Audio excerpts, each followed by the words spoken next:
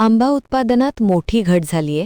सिंधुदुर्ग जिल्ह्यातील बागायतदार आर्थिक संकटात आहेत.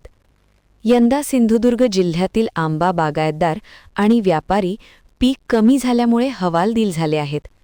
वेंगुर्ला तालुक्यातील भोगवे येथून मोठ्या प्रमाणात आंबा फळ मुंबई आणि पुणे येथील बाजारपेठेत पाठवले जाते. मात्र यावर्षी आंबा उत्पादन केवळ 10% आले आहे, तर केवळ 5%च आंबा बाजारात पोहोचला आहे. अतिउष्णतेमुळे आंबा उत्पादनात मोठी घट झाली असून त्यामुळे बागायतदार वर्गावर आर्थिक संकट कोसळले आहे.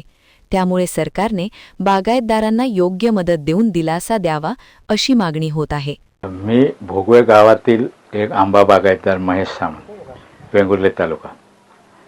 यावर्षीच्या तुलनेत जर आपण विचार केला असेल तर पहिल्यांदा सुरुवातीला चांगला मोहर वाटत होता, पण त्यानंतरचे ढगाळ वातावरण आणि जो हवामानातला बदल आहे, थंडीचा किंवा पाऊस लांबणीवर, ह्या एक 2-4 कारणामुळे एकदम पूर्णपणे 10% सुद्धा उत्पन्न आपल्याकडे राहिल्याने मोहर पूर्ण गळून गेला. आजची वस्तुस्थिती अशी आहे, उष्णता तर वाढलेली आहे.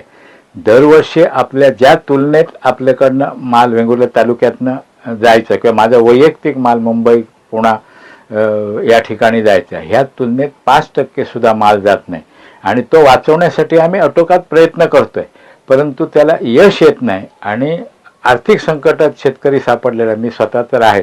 यापूर्वी अशी परिस्थिती कधीही नव्हती. एवढं मोठं आर्थिक संकट कोकणातल्या या आंबा बागायतदारांसमोर उभं राहिलेलं आहे.